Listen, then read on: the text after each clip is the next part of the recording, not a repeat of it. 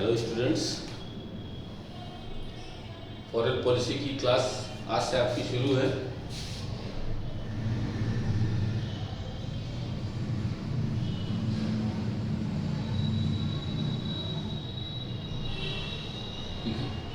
और अंतर्राष्ट्रीय संबंधों का ये सिलेबस है।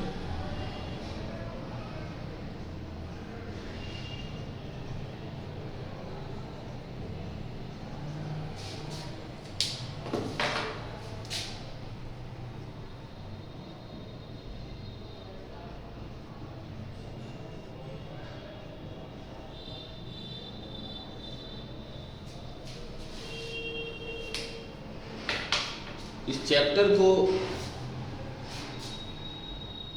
या इस पूरे सिलेबस को पढ़ने से पहले आप एक बात समझ लीजिए कि जो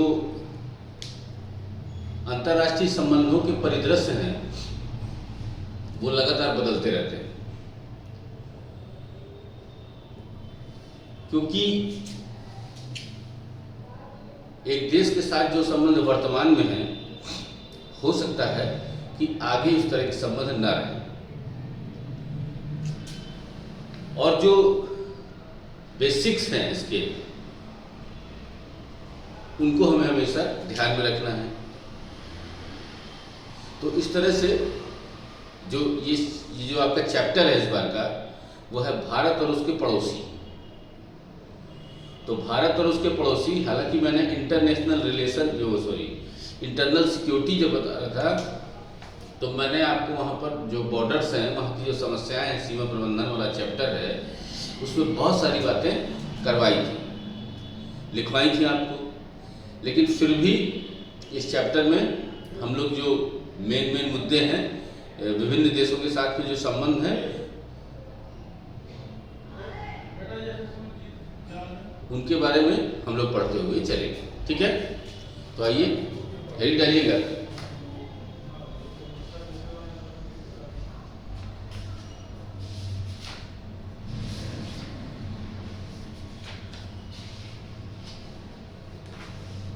भारत और पड़ोसी देश।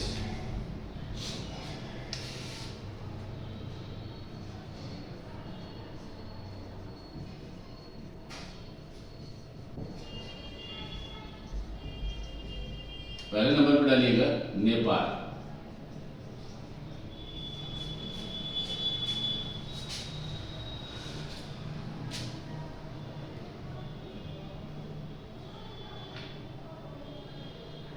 और इसके अंदर हेडिंग डालिएगा भारत और नेपाल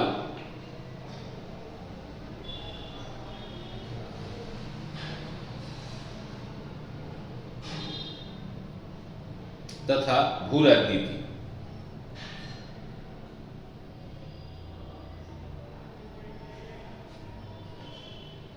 और लिखिएगा इसमें फर्स्ट पॉइंट, नेपाल, चीन एवं भारत, नेपाल, चीन एवं भारत दो महाशक्तियों के बीच स्थित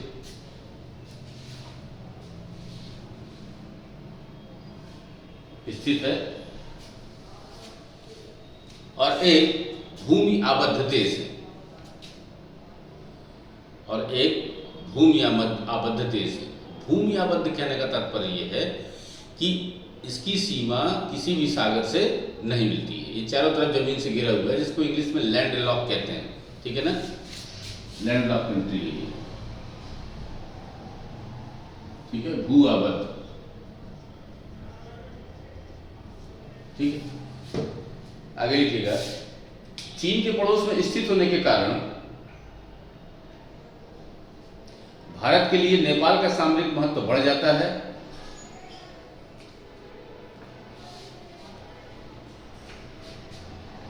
और नेपाल भौगोलिक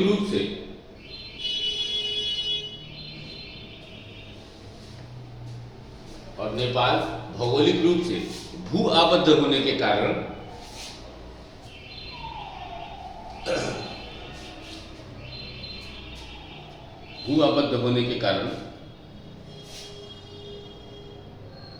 उसकी भारत पर निर्भरता बढ़ जाती है।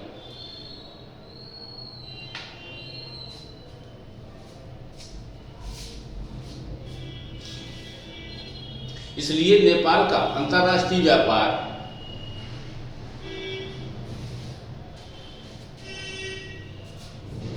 कोलकाता पत्तन से होता है।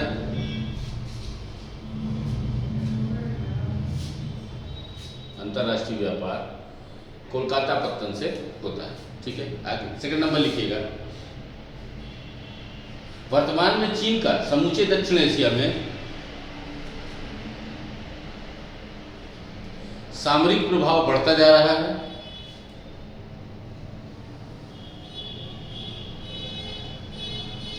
वह वन बेल्ट वन रोड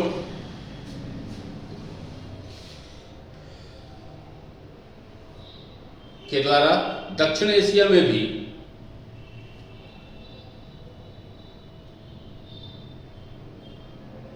आधारभूत संरचनाओं के विकास पर तीव्र बल दे रहा है।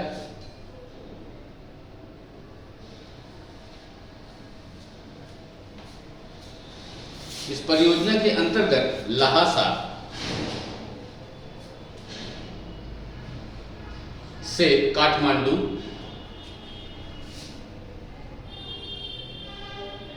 के बीच रेल लाइन बिछाने का समझौता हो गया है। चीन ने तिब्बत पर कब्जा कर लिया था। उसी तिब्बत की राजधानी हुआ करता था लहासा, लेकिन वर्तमान में वह चीन के नियंत्रण में है। तो वहां से लेकर के काठमांडू तक रेल लाइन बिछाई जा रही है। ठीक है, आगे लिखिएगा इसमें, जिससे नेपाल की भारत पर भौगोलिक एवं आर्थिक निर्भरता कम हो।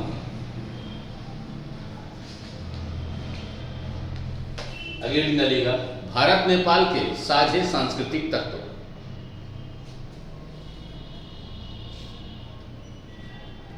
देखिएगा, सांस्कृतिक रूप में नेपाल भारत का ही विस्तार है और नेपाल की जनसंख्या का लगभग 40% मधेसियों का है।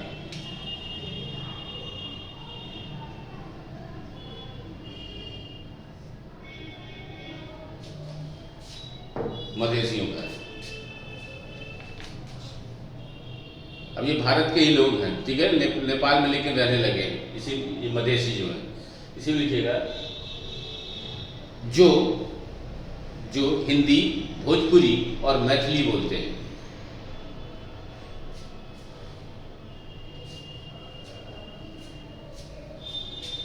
जिनके वैवाहिक संबंध भारतीय हैं।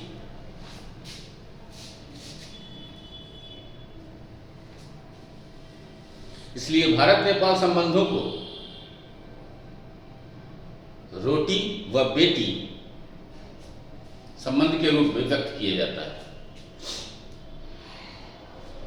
अगले निकलेगा, भारत नेपाल आर्थिक संबंध।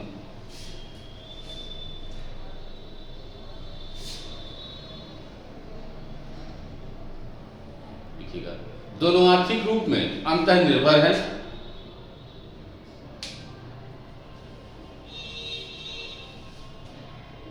भारतीय सेना में गोरखा बटालियन में बड़ी संख्या में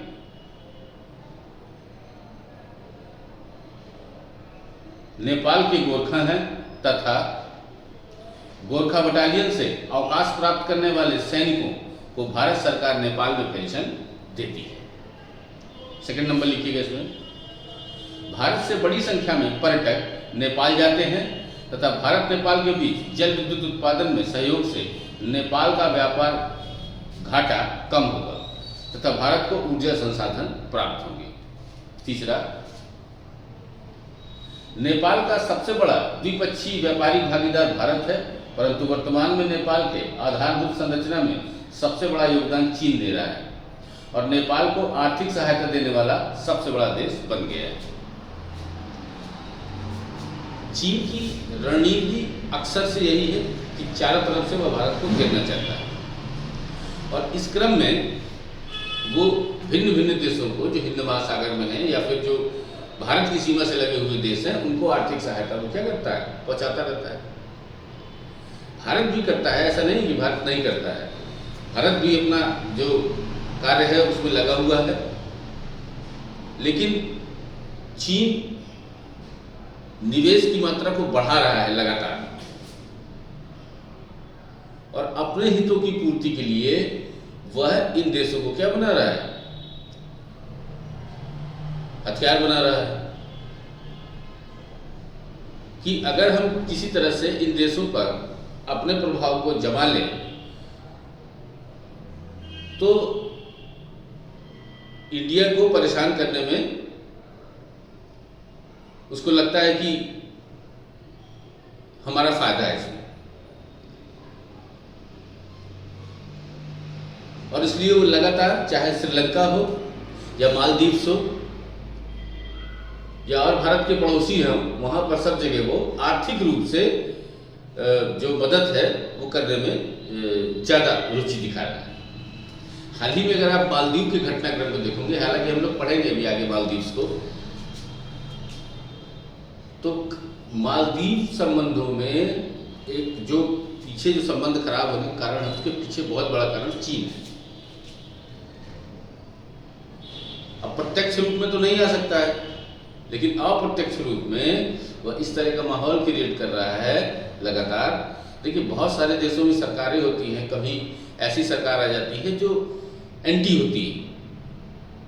अब जो मालदीव में इस समय जो सरकार चल रही है उसका आगे क्या होगा वो तो मान लीजिए देख ही लेंगे, लेकिन वर्तमान में उसका जो विजन है वो चाइना की तरफ है और चाइना माहिर है इस मामले में। तो ये जो दक्षिण एशिया की जो राजनीति है, भू राजनीति, उसमें भारत भी लगातार अपने प्रयासों में लगा हुआ है और चीन की चालों को फेल करने में भारत भी अपनी पूरी क्षमता के साथ में लगा हुआ है। ठीक है, आगे लिखिए जरा। अगर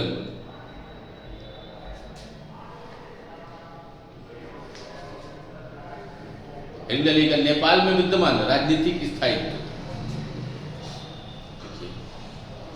1950 में राजतंत्र था। नेपाल केवल एक हिंदू राज्य था तथा राजा भगवान विष्णु का अवतार था।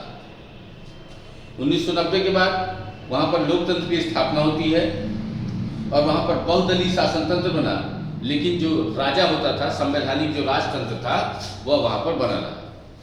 धीरे धीरे नेपाल में बहुत सारे राजनीतिक दल बने, जिसमें नेपाली कांग्रेस, नेपाली साम्यवादी दल जिसको मार्क्सवादी और लेनिनवादी भी कहते हैं, अगला जो दल बना वो नेपाली साम्यवादी दल था जिसको माओवादी कहते हैं, और फिर एक और दल बना मधेसी लोकतांत्रिक मोर्चा।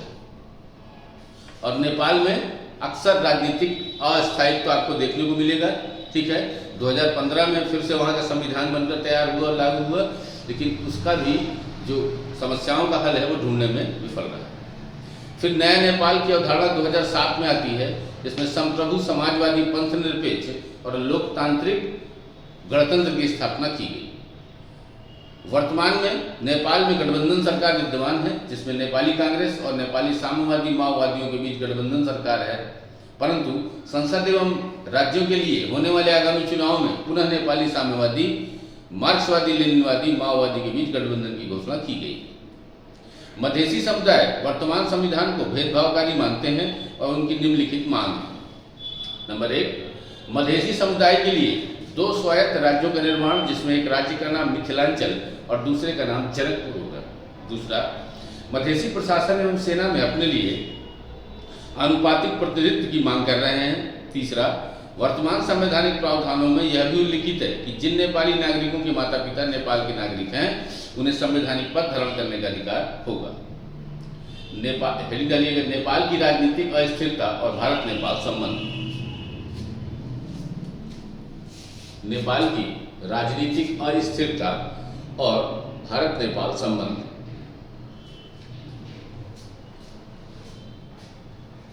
इसमें लिखिए, भेदभावपूर्ण संविधान के विरुद्ध मधेसियों ने सरकार का विरोध किया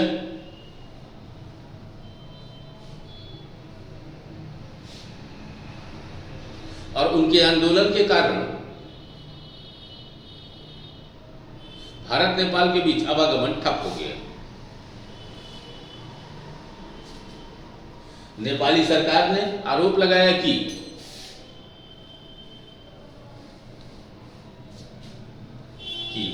यह नाकेबंदी भारत द्वारा की गई है,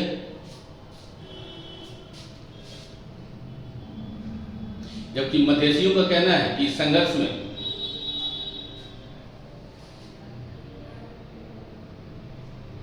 उन्हें इस संघर्ष में भारत से पर्याप्त समर्थन नहीं मिल रहा है।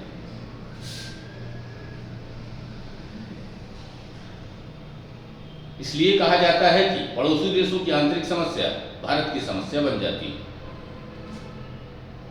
और दोनों के बीच संबंध खराब होने का कारण राजनीतिक है, क्योंकि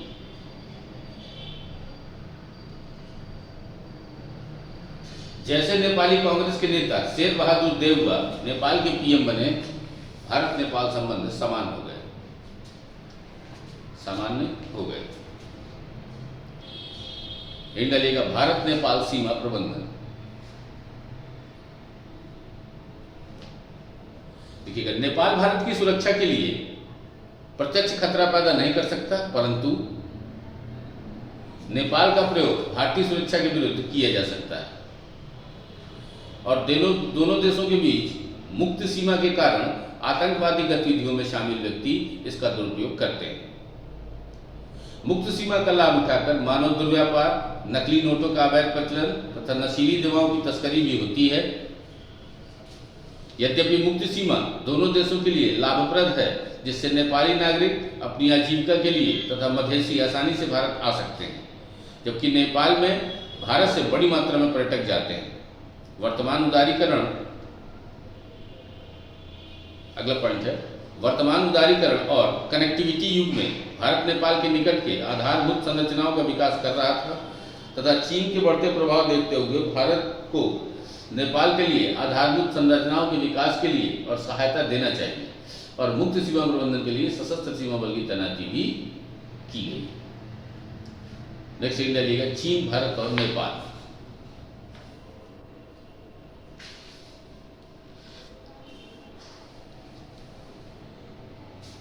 वर्तमान में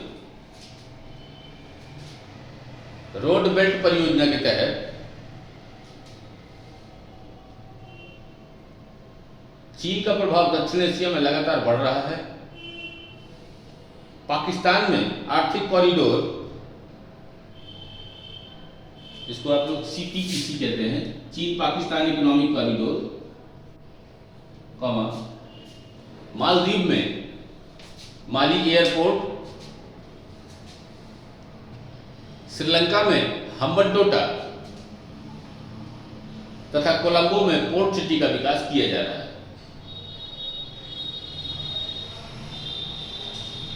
इसी प्रकार रेल लाइन आधारभूत संरचना का विकास चीन कर रहा है और नेपाल जल विद्युत परियोजना के विकास का भी इच्छुक है। आगे लिखिएगा, नेपाली माओवादी नेता प्रचंड के द्वारा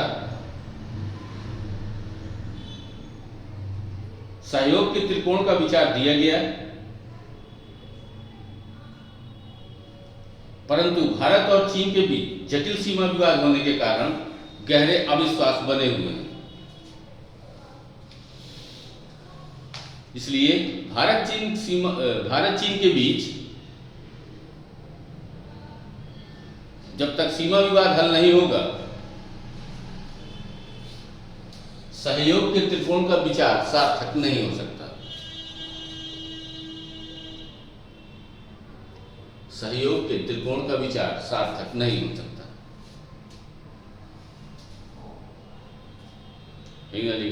भारत नेपाल के बीच मतभेद। फर्स्ट नंबर लिखिएगा, भारत नेपाल के बीच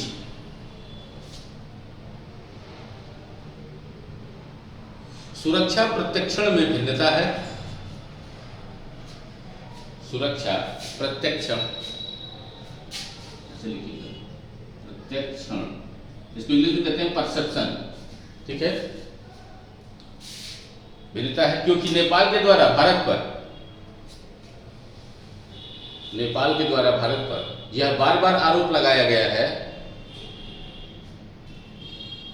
कि भारत नेपाल के आंतरिक मामले में हस्तक्षेप करता है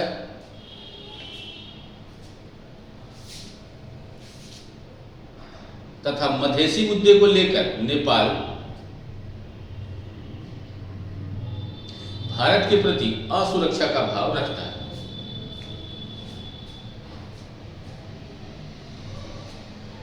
जबकि भारत के लिए चीन सुरक्षा का खतरा माना जाता है, इसलिए चीन नेपाल के बीच सैनिक अभ्यास से भारत को आपत्ति है। दूसरा,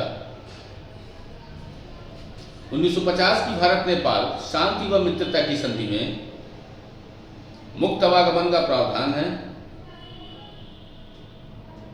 इसमें यह भी उल्लेखित है कि नेपाल को किसी अन्य देश से सैनिक सामग्री खरीदने के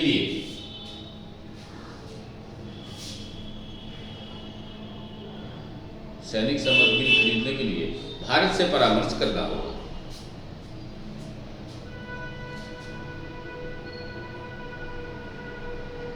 इस संधि में यह भी है कि भारत में नेपाली नागरिक को नागरिक का दर्जा होगा और भारतीयों को नेपाल में नागरिक का दर्जा मिलेगा।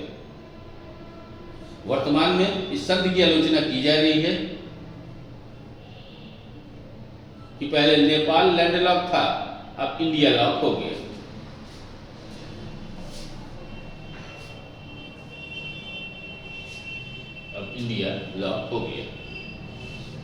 अगला पॉइंट, नेपाल का सबसे बड़ा द्विपक्षीय भागीदार भारत है, किंतु इस व्यापार में नेपाल को बड़ा व्यापारी घाटा है। नेक्स्ट, दोनों देशों के बीच जल विद्युत परियोजनाओं के विकास के लिए 1996 में ही समझौता हो गया था, परंतु इसे अब तक सही से क्रियान्वित नहीं किया गया।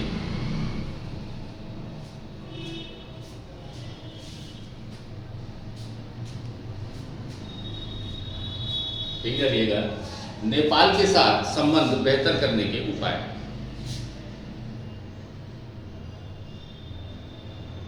संबंध बेहतर करने के उपाय देखिए, मैं आपको कुछ दिन पहले मैंने एक बात बताई थी कि भारत और म्यांमार के बीच में अभी तक खुली सीमा थी, जिसको FMR फ्री मूवमेंट रेजिम कहा जाता है। लेकिन भारत सरकार ने हाल ही में फैसला लिया है कि ये जो FMR है म्यांमार के साथ में इसको क्या कर दिया जाएगा, समाप्त कर दिया जाएगा, और कहा कि ये देश की सुरक्षा के लिए अत्यंत आवश्यक है, क्योंकि वहां से अवैध गतिविधियों का संचालन बहुत ज़्यादा हो रहा था, जिसमें तस्करी है, नकली नोट है, मानव का व्यापार है और नशे की सामग्री है और इलेक्ट्रॉनिक्स का सामान है। वहाँ से बहुत ज़्यादा जो है उसका जो सीमा से था वो आर पार किया जा रहा था। उसके बाद सबसे बड़ी समस्या जो है वो वहाँ से है शरणार्थियों की।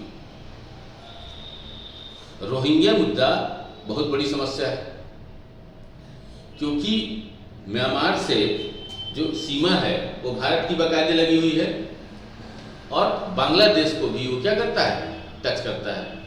इस तरह में क्या होता है कि जो रोहिंग्या हैं, वहाँ के मुस्लिम समुदाय है म्यांमार का, वो शरणार्थियों के रूप में या तो बांग्लादेश जाते हैं और नहीं तो फिर उनको कहाँ आते हैं, इंडिया आ जाते हैं। अच्छा, भारत की बहुत बड़ी सीमा लगती है म्यांमार के साथ, तो सुरक्षा कारणों की वजह से सीमा को बंद कर दिया गया और गवर्नमेंट ने कहा कि अब हम सीमा को पैक करेंगे, बाड़ लगाएंगे, बाउंड्री बनाएंगे जो सीमा की सुरक्षा के लिए आवश्यक है। तो इसलिए इस तरह का जो है वहाँ पे प्रावधान लाया गया। हालांकि अभी नेपाल के साथ भारत की खुली हुई सीमा है, तो ये अभी वैसी की वैसी ही है। ठीक है, आगे लिखिएगा, नेपाल के साथ संबंध बेहतर करने का उपाय। फर्स्ट नंबर लिखिएगा, नेपाल को समय पर आर्थिक सहायता प्रदान करना तथा परियोजनाओं को निश्चित समय में पूरा करना। सेकंड नंबर, नेपाल में मौजूद भारतीय विरोध को कम करने के लिए ट्रैक टू कूटनीति और P2P यानी कि पीपल टू पीपल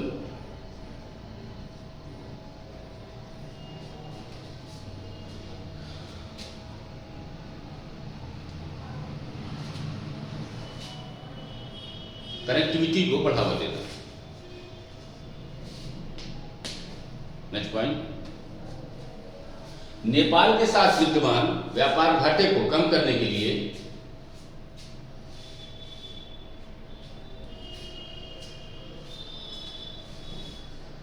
जल विद्युत परियोजनाओं के समझौते को शीघ्र क्रियान्वित करना।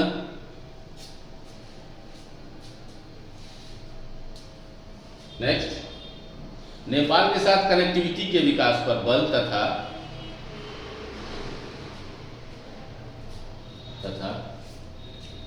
नेपाल के आर्थिक विकास में साझेदार की भूमिका।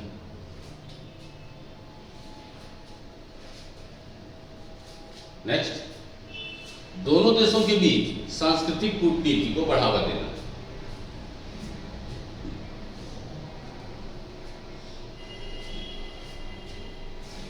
अब एक निष्कर्ष लिखिएगा, जरा छोटा सा लिखिए,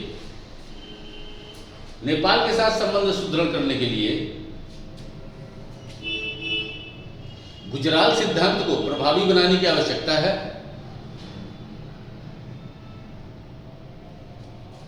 और भारत को अवसर के रूप में प्रस्तुत किया जाए, खतरे के रूप में नहीं।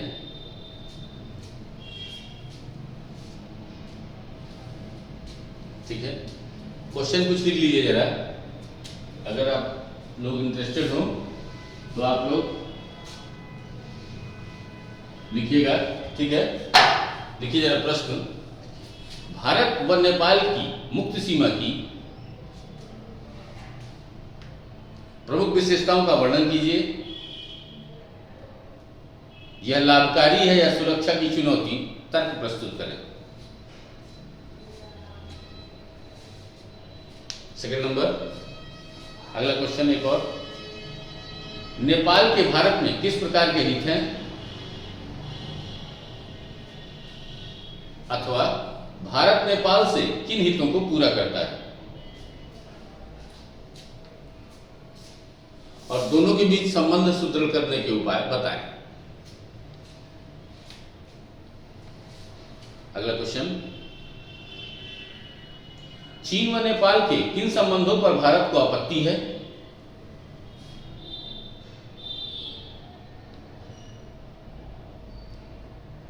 क्या उदारीकरण के युग में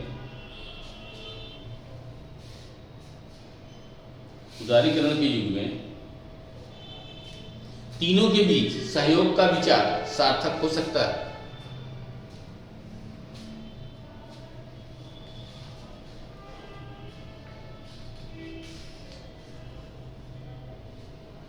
अब देखिए, यहां पर मुद्दा यह है कि भारत नेपाल का बड़ा व्यापारिक भागीदार भी है, सबसे बड़ा व्यापारिक भागीदार। अब समस्या क्या है कि नेपाल एक अर्थव्यवस्था, बहुत छोटी अर्थव्यवस्था का देश है और बहुत सारे प्रोडक्शनों के लिए, उत्पादन के लिए वो भारत पर निर्भर है। तो भारत से चीजें वहां मंगाई जाती हैं, बहुत सारा माल भारत का पहुंचता है वहां पर, और वहाँ की जो लोग, वो जो कंपनियां हैं या जो भी उनका बिजनेस है, वो भारतीय सामानों से प्रतिस्पर्धा नहीं कर पाते हैं। इसके कारण क्या होता है कि जो जितना नेपाल भारत को निर्यात करता है उससे कहीं बहुत ज़्यादा भारत नेपाल को निर्यात करता है। इसके कारण नेपाल का व्यापार घाटा क्या हो जाता है, बढ़ जाता है। भाई आयात और निर्यात दोनों बराबर हो तो बैलेंस हो, थोड़ा सा ऊपर नीचे हो तो चलेगा। भारत और चीन को अगर हम ले लें तो चीन और नेपाल भारत और चीन के व्यापार में भारत का व्यापार घाटा बहुत तगड़ा है। चीन का निर्यात भारत का 70% और भारत का निर्यात उसको 30%। तो भारत का व्यापार घाटा है उसमें। और इसी अगर नेपाल के परिप्रेक्ष्य में देखा जाए तो नेपाल की जो जरूरतें हैं वो अधिकांश भारत से ही पूरी होती है। तो भारत को चाहिए कि कुछ इस तरह के कार्य हों ताकि जो उसका व्यापार घाटा है वो कम से कम हो सके। जल विद्युत परियोजनाओं का विकास किया जाए जिससे कि जो नेपाल को आय होगी वो उसके कहीं ना कहीं बजट घाटे को पूरा करने में क्या करेगी, बहुत मदद करेगी। और पीपल टू पीपल कनेक्शन को बढ़ावा दिया जाए, लोग वहाँ के यहाँ से कनेक्टेड रहें जिससे उनको फील हो, एक सांस्कृतिक जुड़ाव फील हो यहाँ से। ये बहुत ज़्यादा जरूरी है। और भारत जैसे सॉफ्ट पावर के लिए इस तरह का जो प्रणाली है ये कोई नई बात नहीं है।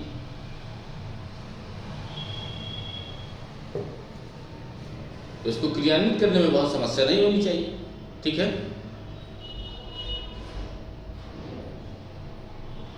और आगे के अगर हम बात करते हैं जो भारत की सीमाओं के लिए अत्यंत आवश्यक है, उसमें नेपाल के साथ संबंध मजबूत होने बहुत क्या है, जरूरी है, ठीक है ना।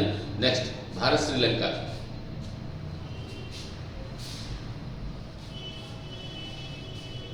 भारत श्रीलंका व हिंद महासागर, लिखिए जरा इसमें। हिंद महासागर में श्रीलंका अत्यधिक महत्वपूर्ण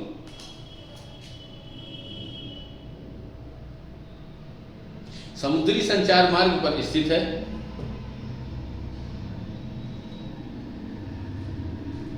इस कारण चीन के द्वारा लगातार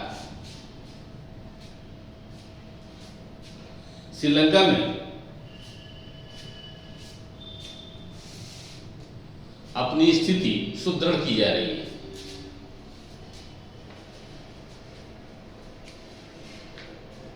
चीन Hambantota port, Colombo port city project का विकास कर रहा है और श्रीलंका के आधारभूत संरचना के विकास में चीन सर्वाधिक आर्थिक सहायता दे रहा है। चीन के बढ़ते आर्थिक प्रभाव के परिणाम स्वरूप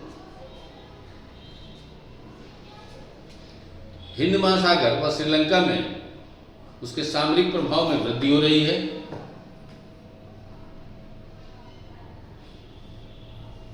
Sri Lanka one belt one road परियोजना में शामिल हो चुका है। इससे भी बढ़कर इन दोनों के बीच सामरिक समझौता हो चुका है। श्रीलंका भौगोलिक रूप में भारत के अत्यधिक निकट है, इसलिए श्रीलंका पर भारत का प्रभाव बने रहना भारत के महाशक्ति के दावे के अनुकूल है।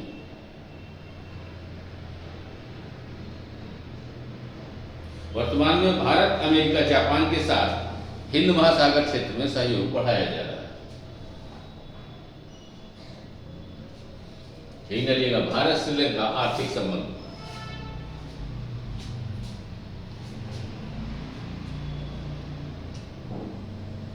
वर्तमान उदारीकरण के युग में व्यापार अर्थव्यवस्था पर अत्यधिक बल दिया जा रहा है। परिणाम स्वरूप भारत श्रीलंका के बीच मुक्त व्यापार का समझौता हो चुका है, जो समूचे दक्षिण एशिया में मॉडल माना जाता है।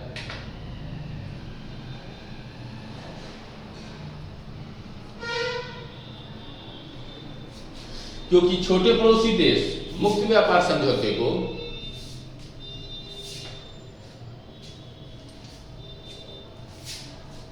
अपने लिए हानिकारक मानते हैं,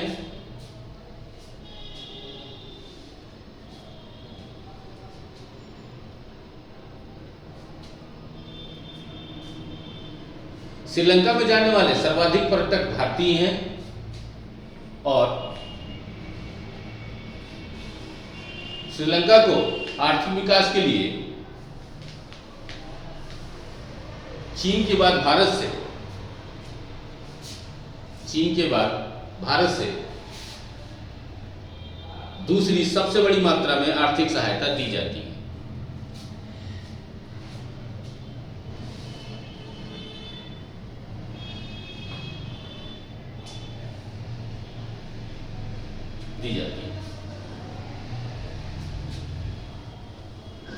दोनों के बीच $5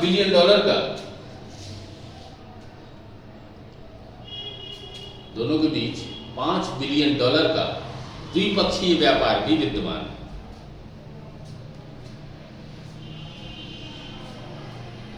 है। लगेगा भारत श्रीलंका सामरिक संबंध। नंबर 1 लिखिएगा, श्रीलंका पड़ोसी के अलावा हिंद महासागर में स्थित एक महत्वपूर्ण देश है।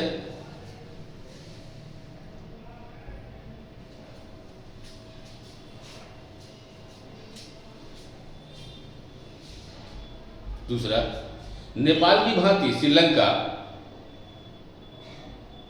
भारत की सुरक्षा के लिए सीधा खतरा पैदा नहीं कर सकता, परंतु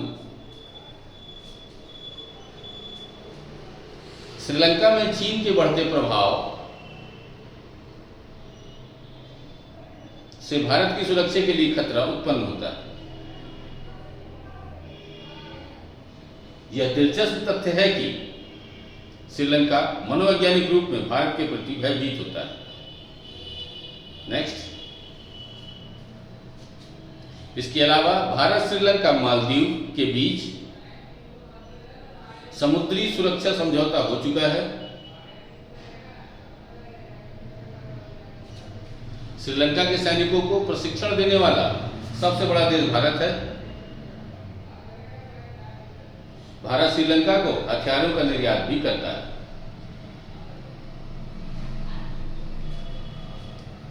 अगले से चलिएगा, श्रीलंका की नृजातीय समस्या। श्रीलंका की नृजातीय समस्या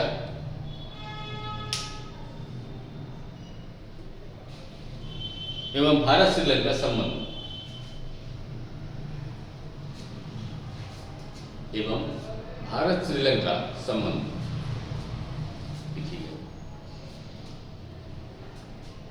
तमिल समस्या के कारण भारत व श्रीलंका के बीच अत्यधिक तनाव उत्पन्न हुए,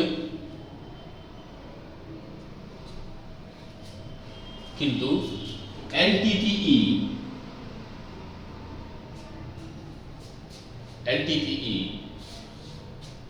बहुत बड़ा संगठन था आतंकवादी, liberation of Tamil tigers Eelam कहते थे इसको।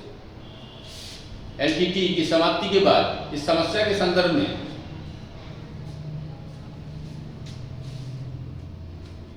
श्रीलंकाई सरकार का दृष्टिकोण निम्नलिखित है। नंबर 1,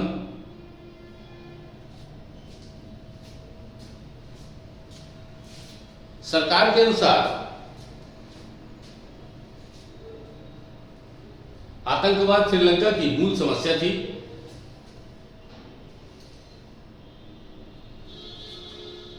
और एलटीटीई की समाप्ति के बाद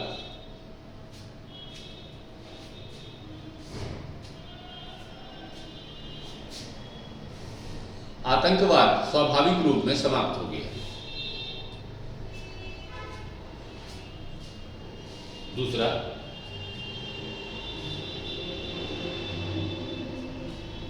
वर्तमान में उत्तरी प्रांतों में तमिलों के पुनर्वास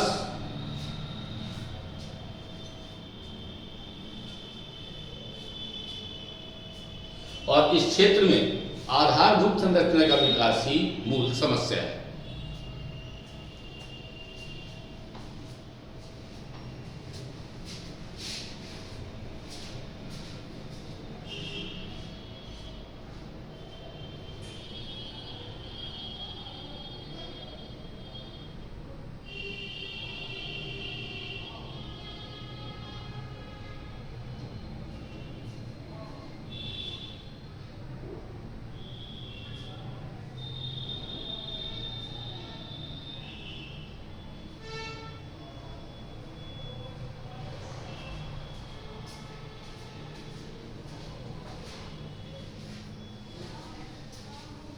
आगे लिखिएगा।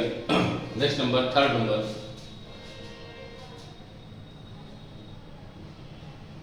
ये सेकंड नंबर है, सॉरी सेकंड हो गया, थर्ड नंबर है। सरकार के अनुसार तमिलों के साथ संघर्ष में जो तमिल नागरिक मारे गए उसकी जांच के लिए एक आयोग का गठन भी किया जाएगा।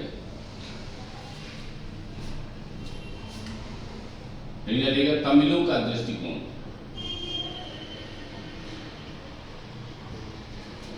तमिल क्या कह रहे हैं भाई इस बारे में लिखिएगा। तमिलों के द्वारा 13वें संविधान संशोधन को पूर्ण रूप देने में क्रियान्वित करने की मांग की जा रही है, क्योंकि इस संशोधन से 9 प्रांतों का निर्माण किया जाएगा, परंतु उन प्रांतों को ही भूमि एवं पुलिस विषय का हस्तांतरण अभी तक नहीं किया गया। नेक्स्ट, तमिलों के अनुसार श्रीलंका की निर्जाति समस्या अभी भी बरकरार है, क्योंकि सरकार का दृष्टिकोण तमिलों के प्रति अत्यधिक भेदभावपूर्ण है। नेक्स्ट, तमिलों के अनुसार आधारभूत संरचना का विकास और पुनर्वास सांस्कृतिक स्वायत्तता का विकल्प नहीं है।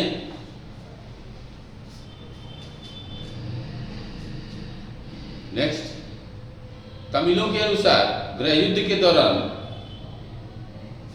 तमिलों के नरसंहार की जांच अंतर्राष्ट्रीय एजेंसियों के द्वारा होनी चाहिए।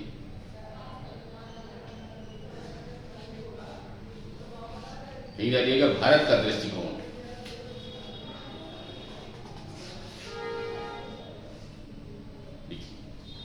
भारत का क्या दृष्टिकोण है? नंबर 1 लिखिएगा। पड़ोसी देशों की समस्याओं से सीधा भारत प्रभावित होता है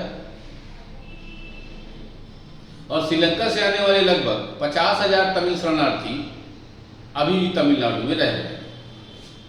नेक्स्ट, सेकंड नंबर,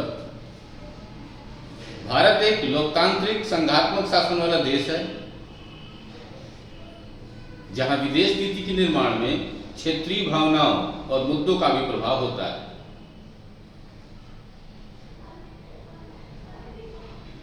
इसलिए भारत की श्रीलंका के प्रति नीति पर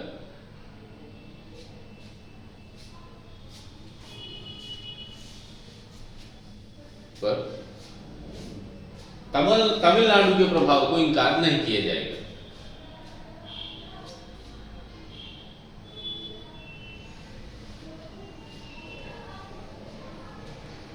देखिएगा, श्रीलंका में तमिलों के हितों की रक्षा के साथ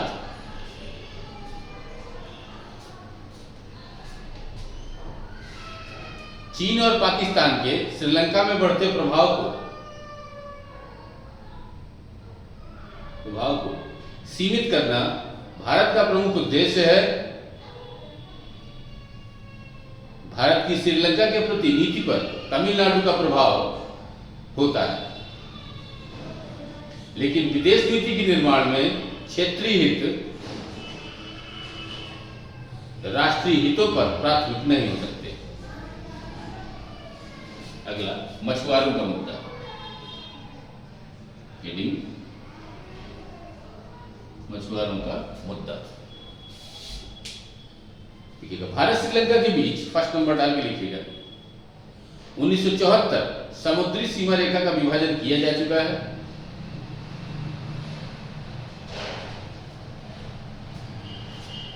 ठीक है, जब भारत स्वतंत्र हुआ तो इस समय द्वीप था दक्षिण में, जिसको कच्चा तुगी द्वीप कहा जाता है। उस द्वीप पर भारत और श्रीलंका का विवाद था। हालांकि बाद में भारत ने उस द्वीप को श्रीलंका को दे दिया।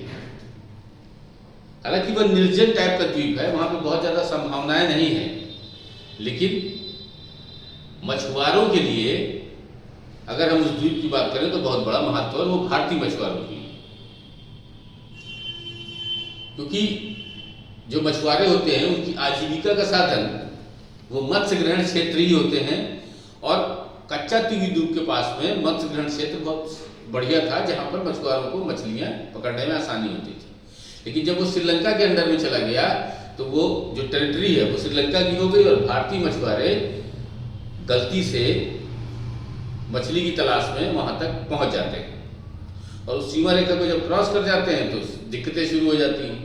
श्रीलंका के जो सेना है, नेवी, वो कभी कभी बल का भी प्रयोग कर लेती है। तो इस कारण से जो मछुआरे हैं वो लगातार इस बात का विरोध करते हैं कि कच्चा तीवी द्वीप को अभी हाल ही में फिर से मुक्त करवाया जाए।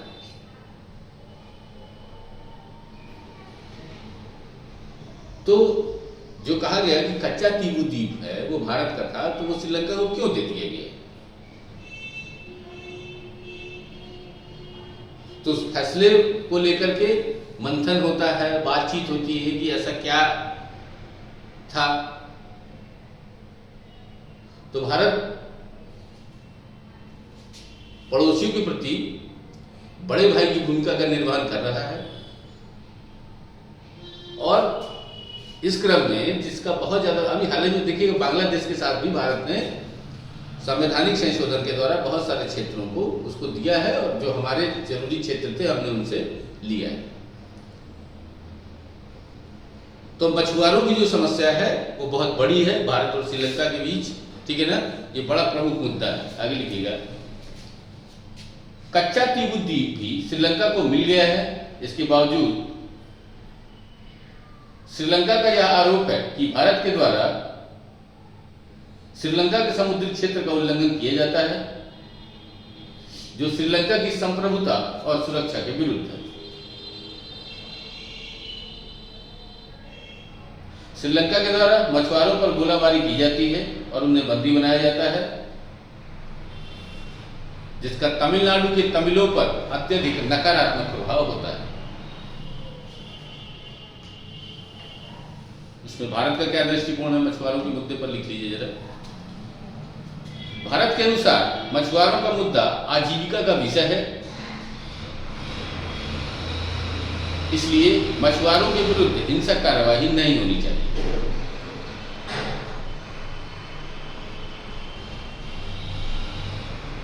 सेकंड नंबर, मछुआरों का मुद्दा दोनों देशों के बीच विद्यमान सुरक्षा प्रत्यक्षण में भिन्नता का प्रमाण है, क्योंकि श्रीलंका अभी भी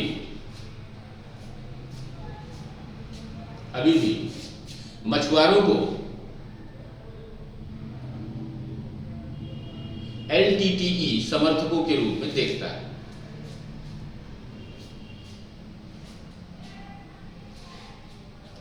समाधान लिख लीजिएगा, समाधान।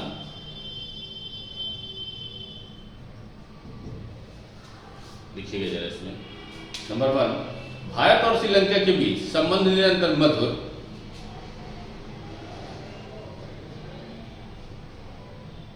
एवं मित्रतापूर्ण बनते जा रहे हैं, क्योंकि तमिल मुद्दा दोनों देशों के बीच विवाद का विषय नहीं रहा। अतः इस समस्या के निम्न समाधान सुझाए गए। नंबर 1, पाक की खाड़ी का समुद्री क्षेत्र अति संकरा है, इसलिए सीमा का अतिक्रमण रोकना लगभग नामुमकिन है। अतः मछली पकड़ने के लिए वैकल्पिक दिनों का प्रावधान होना चाहिए। बी, आधुनिक तकनीक का प्रयोग करके GPS जैसे सीमा के अतिक्रमण को प्रतिबंधित करना संभव है। सी नंबर, मशीनीकृत आधुनिक नौकाओं को पाक खाड़ी क्षेत्र में मछली मारने से प्रतिबंधित कर देना, क्योंकि इस क्षेत्र में पहले ही अत्यधिक मछली पकड़ी जा चुकी है। नेक्स्ट, डी नंबर, दोनों देशों के मछुआरों को पहचान पत्र प्रदान किया जाए, जिससे सुरक्षा असमंजस नहीं होगा और समय समय पर जल क्षेत्र की पेट्रोलिंग की भी आवश्यकता है।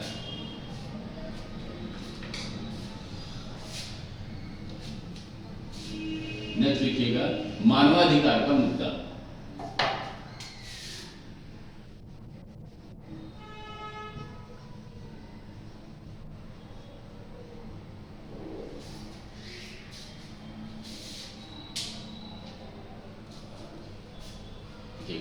वर्तमान में मानवाधिकार का मुद्दा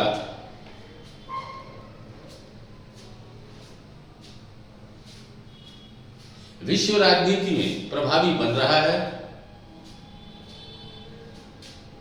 परिणाम स्वरूप 1993 में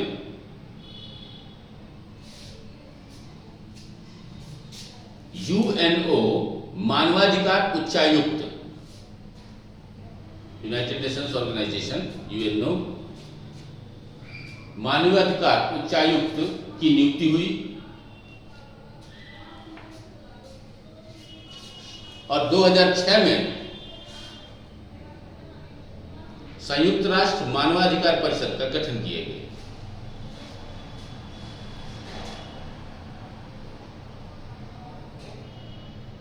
जिसमें 16 सदस्य हैं और इसमें उन देशों के विरुद्ध प्रस्ताव पारित किए जाते हैं जिन्होंने मानवाधिकारों का उल्लंघन किया।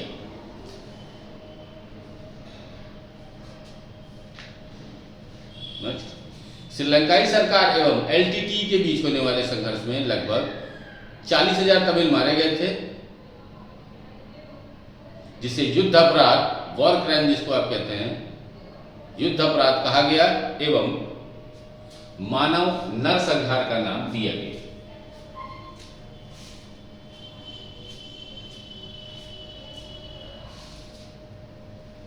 नेक्स्ट, मानवाधिकार उच्चायुक्त ने इस युद्ध अपराध की जांच के लिए एक अंतर्राष्ट्रीय आयोग के गठन का सुझाव दिया, किंतु चीन, पाकिस्तान, श्रीलंका के द्वारा इस प्रस्ताव का विरोध किया गया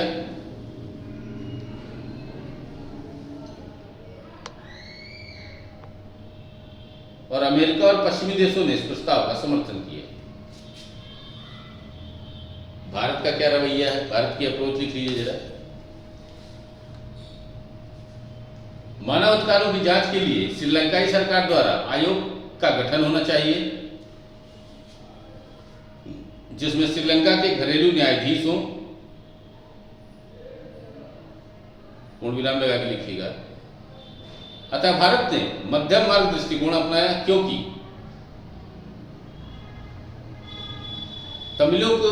तमिलों के हितों की रक्षा के साथ भारत को श्रीलंका में चीन, पाकिस्तान के बढ़ते प्रभाव को भी संतुलित करना है।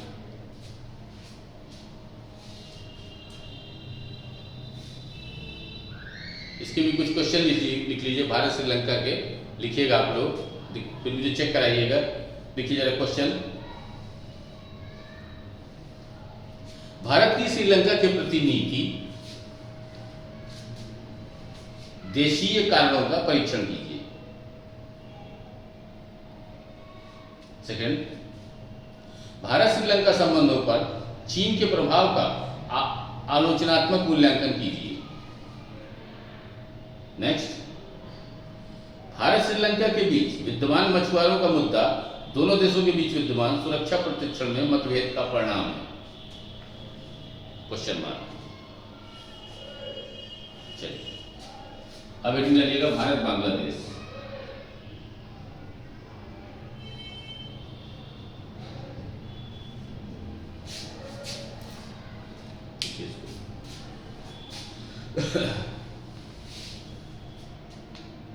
सबसे पहले हेडिंग डालिएगा कनेक्टिविटी का मुद्दा।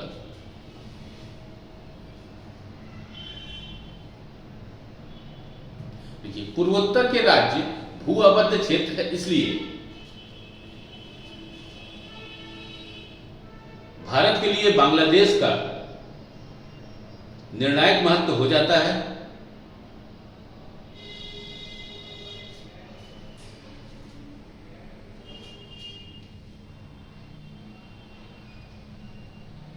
और ठीक ही कहा गया है कि विदेश नीति में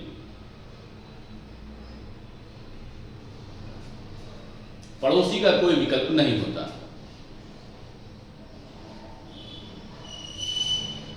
और वर्तमान में भारत बांग्लादेश मधुर एवं मित्रतापूर्ण संबंधों के कारण कनेक्टिविटी पर अत्यधिक बल दिया जा रहा है। अत्यधिक बल दिया जा रहा है, जिसके निम्नलिखित उदाहरण हैं।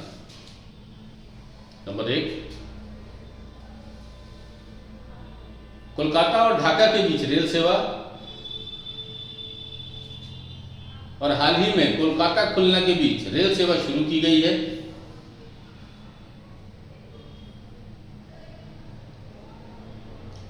नेक्स्ट पॉइंट, अगरतला व आखुरा,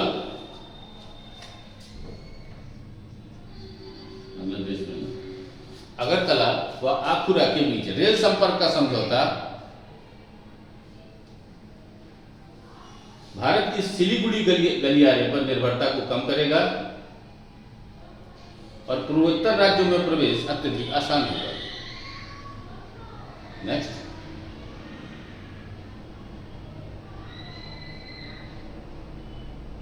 कोलकाता से अगरतला वाया ढाका तथा कोलकाता से गुवाहाटी वाया ढाका बस सेवा शुरू हो चुकी है। नेक्स्ट, वर्तमान में बांग्लादेश के चटगांव तथा आंसुगंज मोगला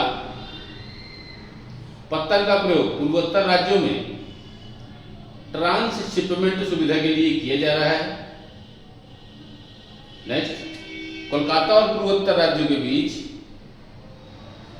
माल भाड़े के आवागमन के लिए पारगमन सुविधा, ट्रांजिट रोड जिसको कहते हो, पारगमन सुविधा ट्रांजिट रोड की मांग की जा रही है।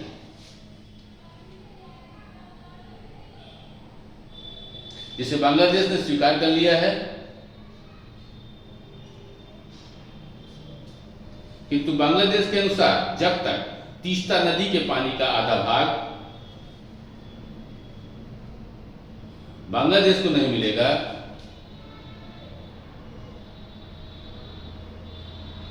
तब तक बांग्लादेश भारत को पारगमन की सुविधा नहीं देगा। तीस्ता नदी के विवाद को देख लेते हैं भाई, क्या है तीस्ता नदी विवाद। प्रमुख मुद्दा है भारत का बांग्लादेश के साथ। देखिए, नंबर 1, दक्षिण एशिया में राज्यों के बीच विवाद की प्रकृति में बदलाव देखा जा रहा है, जिसमें नदी जल विवाद भिन्न भिन्न देशों के बीच विद्यमान है। भारत बांग्लादेश के बीच 54 नदियां साझी हैं, जिसमें ब्रह्मपुत्र, गंगा, तीस्ता सबसे बड़ी नदियों के रूप में उल्लिखित है। सेकंड पॉइंट, तीस्ता नदी जल विभाजन के लिए 1983 में एक अंतरिम समझौता किया गया, जिसके अनुसार नदी के पानी का 39% भारत को मिलेगा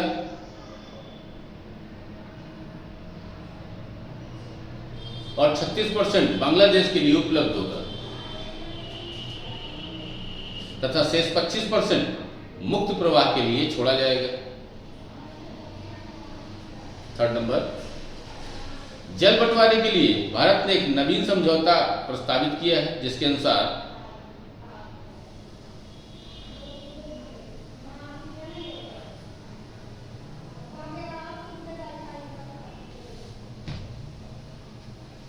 भारत को नदी जल का 42.5%, बांग्लादेश को 37.5% प्राप्त होगा और शेष 20% मुक्त प्रवाह के लिए छोड़ा जाएगा। अब इस पर बांग्लादेश क्या अपना पक्ष रखता है, देखिए जरा बांग्लादेश का क्या रुख है। नंबर 1 लिखिएगा या बांग्लादेश का पक्ष लिख डालिए और 4 से लिखिएगा। बांग्लादेश नदी जल के आधे हिस्से की मांग कर रहा है, जबकि भारत में संघीय शासन है और राज्य जल सूची का विषय है। इसलिए पश्चिम बंगाल सरकार की सहमति के बिना राजनीतिक रूप में संभव नहीं। निष्कर्ष लिखिएगा। वर्तमान में भारत बांग्लादेश संबंध अत्यधिक मित्रतापूर्ण व मधुर हो चुके हैं और पारगमन मार्ग भारत के लिए अत्यधिक उपयोगी है।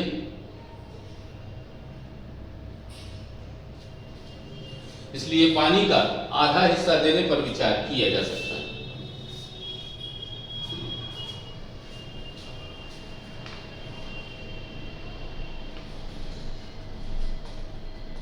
यही रहेगा भारत बांग्लादेश आर्थिक संबंध।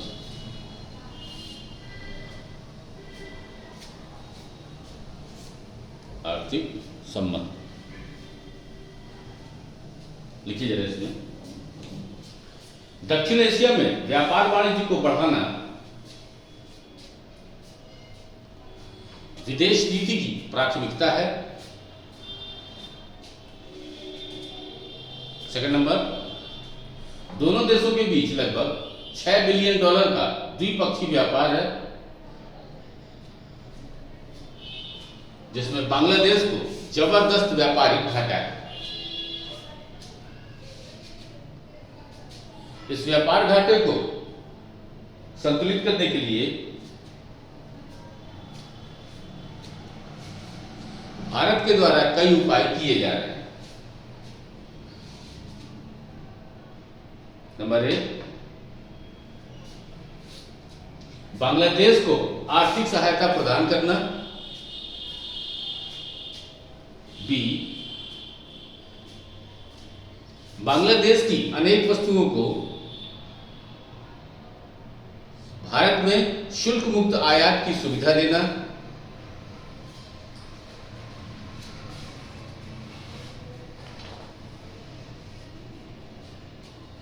भारत के अगला सी नंबर, भारत के अनेक निजी कंपनियों यथा रिलायंस, अडानी के निवेश को बांग्लादेश में प्रोत्साहित करना। और डी, भारत और बांग्लादेश के बीच बेहतर कनेक्टिविटी के कारण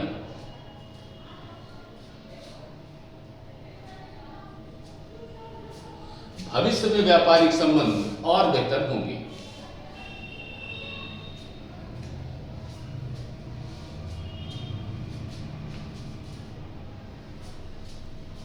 एक डालिएगा भारत बांग्लादेश सीमा प्रबंधन का मुद्दा।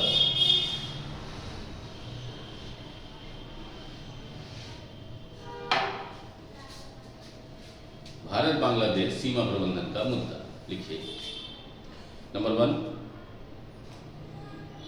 बांग्लादेश भारत की सुरक्षा के लिए प्रत्यक्ष खतरा नहीं है, परंतु सुरक्षा की सर्वाधिक गैर परंपरागत चुनौती बांग्लादेश से आ रही है। बांग्लादेश से आने वाले अवैध घुसपैठियों के कारण जननांगिकी आंकड़े में भारी फेरबदल हो रहे हैं। गोलपाड़ा, धुबरी, नलवारी जैसे क्षेत्रों में स्थानीय लोग अल्पसंख्यक बन गए हैं और घुसपैठियों का बहुमत स्थापित हो गया है, जिससे पूर्वोत्तर क्षेत्र में गंभीर सांस्कृतिक, आर्थिक व नृजातीय संघर्ष उत्पन्न हो गया है। नेक्स्ट, असम त्रिपुरा में यह समस्या अत्यधिक गंभीर है। पूर्वोत्तर राज्यों के अलावा बांग्लादेश से आने वाले अवैध घुसपैठी समूचे भारत में फैल गए हैं, जिनका भारत विरोधी ताकतों द्वारा भारतीय सुरक्षा के विरुद्ध आसानी से प्रयोग किया जा सकता है। समाधान लिखिए जरा। नंबर 1, बांग्लादेश के आर्थिक विकास में सहभागी की भूमिका का निर्वहन करना चाहिए और बांग्लादेश को ज्यादा से ज्यादा आर्थिक सहायता देने की आवश्यकता है। नेक्स्ट, भारत बांग्लादेश की 2/3 सीमा पर बाड़ लगाई गई है, फेंसिंग जिसको कहते हो, बाउंड्री वाल, और नदियों के परिवर्तित प्रवाह एवं प्रतिकूल अवस्थिति के कारण अभी भी बाढ़ लगाने में परेशानी हो रही।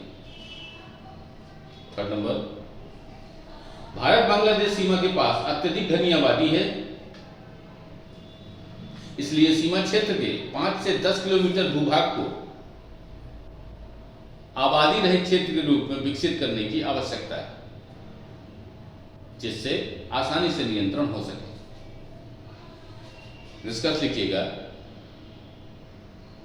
पूर्वोत्तर क्षेत्रों की विशिष्ट सांस्कृतिक भौगोलिक स्थिति को देखते हुए अवैध घुसपैठ को नियंत्रित करना आवश्यक है।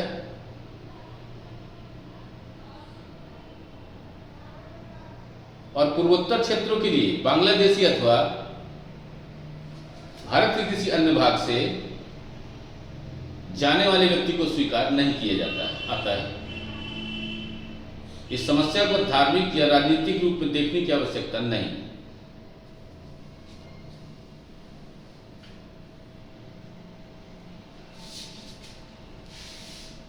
ठीक है, हिंट डालिएगा, बांग्लादेश में रोहिंग्या मुद्दा। बांग्लादेश में रोहिंग्या बताया था ना, म्यांमार की मुस्लिम वो है एक कम्युनिटी रोहिंग्या। देखिए इसमें भारत का क्या दृष्टिकोण है। नंबर 1, भारत ने संयुक्त राष्ट्र शरणार्थी अभी समय पर हस्ताक्षर नहीं किया है। इसके बावजूद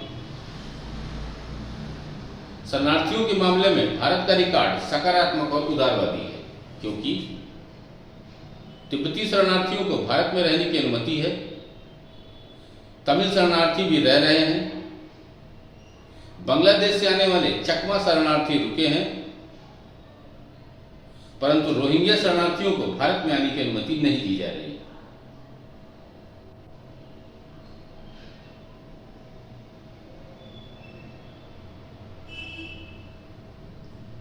वर्तमान में भारत बांग्लादेश संबंध अत्यधिक मधुर व मित्रतापूर्ण है, इसलिए बांग्लादेश में आने वाले रोहिंग्या शरणार्थियों के लिए भारत ने मानवीय आधार पर खाद्यान्न की सुविधा दी।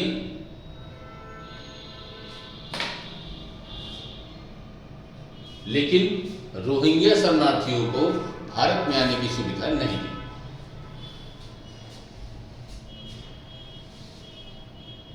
ठीक, तो ये हो गया भारत बांग्लादेश संबंध। अगले हेडिंग लगेगा भारत म्यांमार संबंध।